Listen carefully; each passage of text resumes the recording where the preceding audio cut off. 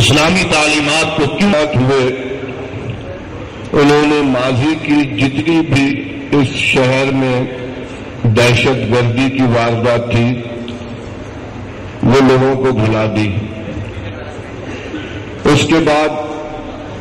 یہ سلسلہ چل نکلا۔ 9 اپریل 2008 کو جس انداز سے وکلا کے دفتر جلائے گئے اور ان کے ساتھ ساتھ وکلا کو بھی اور ان کے کلائنٹس کو بھی بند کر کے جلایا گیا، آج بھی ہم یہ دیکھتے ہیں ہر 6 ہفتے 8 ہفتے مہینے بھر بعد ایک سلسلہ پھر قتل و غارت کا شروع ہو جاتا ہے کہ جی 24 گھنٹے میں اور اس میں کسی قسم کا وائلنس نہیں استعمال کیا گیا۔ قائد اعظم محمد علی جناح نے جس تحریک پاکستان کو جب اس کی قیادت سنبھالی تو انہوں نے واضح طور پر یہ کہا کہ ہمارے پیروکار جو ہیں وہ کسی قسم کے وائلنس پہ نہ اپنے آپ کو مبتلا کریں گے، نہ ہم ان وائلنس پہ یقین رکھتے ہیں۔ تو پاکستان کا قیام قانونی اور آئینی طریقے سے بنا۔ اس کا سب سے بڑا ثبوت یہ ہے کہ 11 اگست 1947 کو قائد اعظم نے اپنی جماعت اسلامی فعال جماعت اسلامی کے رہنما برادر مکرم جناب منور حسن صاحب اور MMA کے غیر فعال MMA کی بھی رہنما ہے ہمارے، کہ انہوں نے سب کو جمع کیا اور اتحاد کے حوالے سے سر جوڑ کر کوشش کی جا رہی ہے کہ مسئلے کا حل نکل سکے۔ بنیادی بات یہ ہے کہ 12 مئی کو جو کچھ اقدامات ہوئے ہیں، جس طرح ریٹائرڈ جسٹس صاحب نے فرمایا کہ تمام جماعتیں کلیم کرتی ہیں کہ ہمارے ورکر مرے ہیں، جو اس کانفرنس میں موجود ہے، جو حکومت میں موجود ہے، لیکن آخر سوال یہ ہے کہ آج تک 12 مئی کے حوالے سے کوئی عدالتی کارروائی کیوں نہیں ہو سکی؟ اور سب سے اہم بات میں بصد احترام اختلاف کروں گا کہ عدلیہ کی آزادی کی بات کی جاتی ہے، کیا چیف جسٹس صاحب کے استقبالی جلوس اور استقبال کے لیے جمع ہونے والوں کو جس انداز میں یہاں بھونا گیا، اس کے بعد وہ کون سی غیرت ہے، کون سا انصاف ہے کہ اگر کچھ نہیں کیا جا سکا تو چیف جسٹس صاحب ہی کم از کم اس پہ سو موٹو نوٹس لیتی؟ عدلیہ آزاد نہیں ہے۔ جدوجہد ہوئی، ہم اس وقت بھی عرض کرتے تھے کہ اشخاص کی بجائے اداروں کی بحالی کی بات کی جائے۔ آج مجھے کہنے دیجئے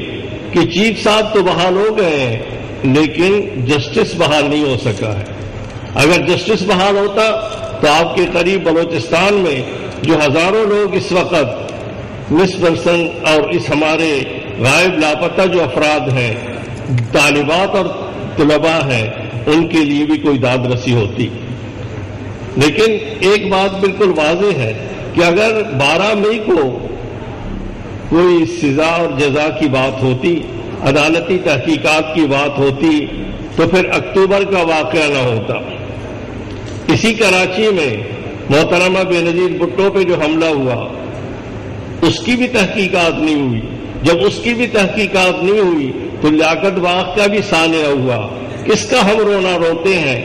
آج شوہر محترم صدر ہے، وزیر اعظم پیپلز پارٹی کا ہے، اس صوبے میں وزیر اعلیٰ ان کے ہیں، گورنر ان کے حلیف ہیں، چاروں صوبوں میں ان کی حکومتیں ہیں، عدلیہ بقول جسٹس صاحب کے آزاد ہے، لیکن محترمہ بے نظیر بھٹو صاحبہ کی نئی FIR کٹوانے کی 4 سال کے بعد بات کی جا رہی ہے۔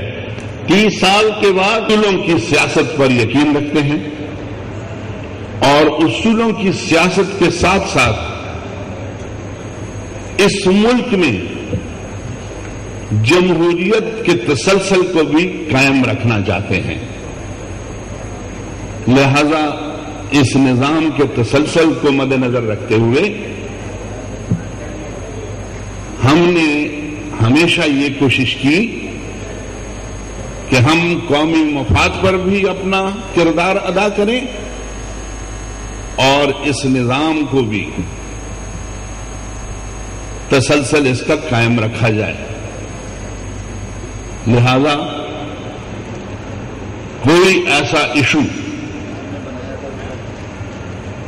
جس میں نیشنل انٹرسٹ ایٹ اسٹیک تھا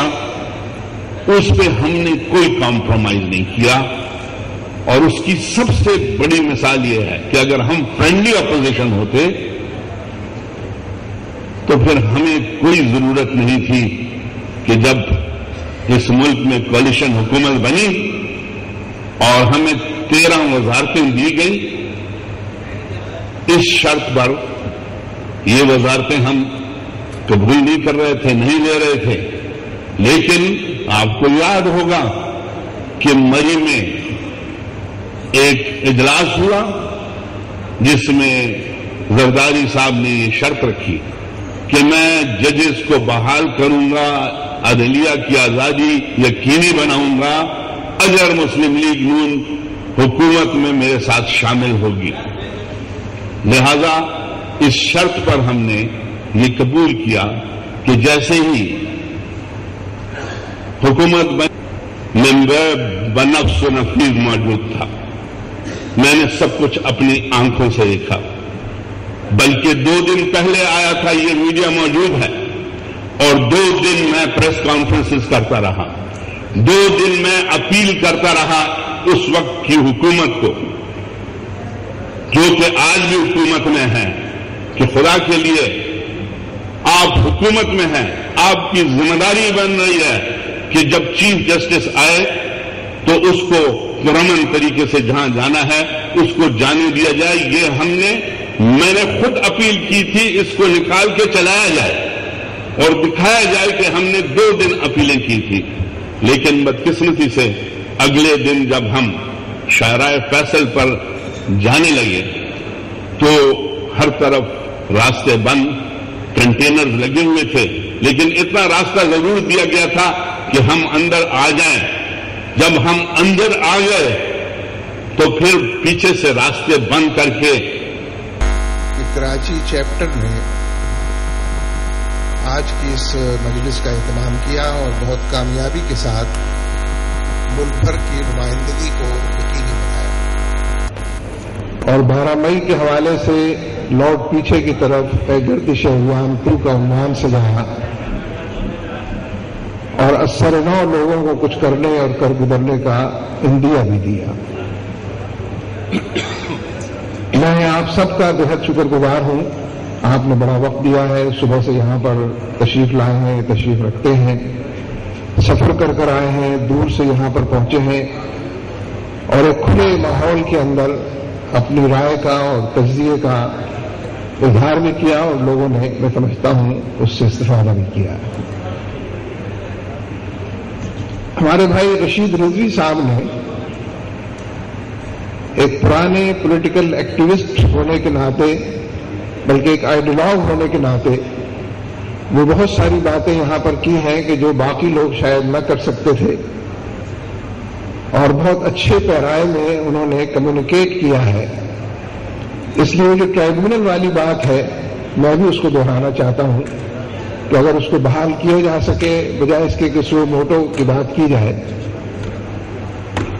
لیکن یہ بات ان کی بہت ہی کام کی ہے اور ہم ہر روز اس کا مشاہدہ اور تجربہ کرتے ہیں کہ عام طور پر لوگ معاملات سے ڈس انگیج سے ہو گئے ہیں, ڈسٹنس پر چلے گئے ہیں اور معاملہ فہم ہونے کے باوجود کچھ کرنے اور کر گزرنے کے لیے کم تیار نظر آتے ہیں. بغیر جدوجہد کے تو کچھ نہیں ہوتا ہے. اچھی تجاویز, اچھے مشورے, اچھے حوالے, خوشنما باتیں, ان سب کی بڑی اہمیت. کامیاب کانفرنس سے, خوشگوار ماحول میں اچھے سیمینار, ان کی اہمیت سے کسی کو انکار نہیں. لیکن جب تک ایک بڑی تعداد میں سڑکوں پر نکلنے والے, نعرے لگانے والے, اس سے آگے کی اگر بات کروں تو سینے کھول کر گولیاں کھانے والے, لاٹھیاں سہنے والے, جیلوں کو جانے والے, جب ہزاروں کی تعداد میں یہ لوگ ہوتے ہیں تو لاکھوں کی تعداد میں لوگ نکلتے ہیں. اور اس وقت ہمارا المیہ ہی یہ ہے کہ ایجنڈے پر چاروں صوبوں کے اندر اتفاق پایا جاتا ہے کہ ہمارے مسائل کیا ہیں، اس کی ترجیحات پر بھی بڑی حد تک اتفاق پایا جاتا ہے، لیکن اس کے لیے بڑے پیمانے پر جدوجہد کا پیکر بننا اور کشمکش کو موڑ لینا، جب تک اس حوالے کو مضبوط نہیں کیا جائے گا، یہ جتنا اس وقت ہے مضبوط تر نہیں کیا جائے گا، میں نہیں سمجھتا کہ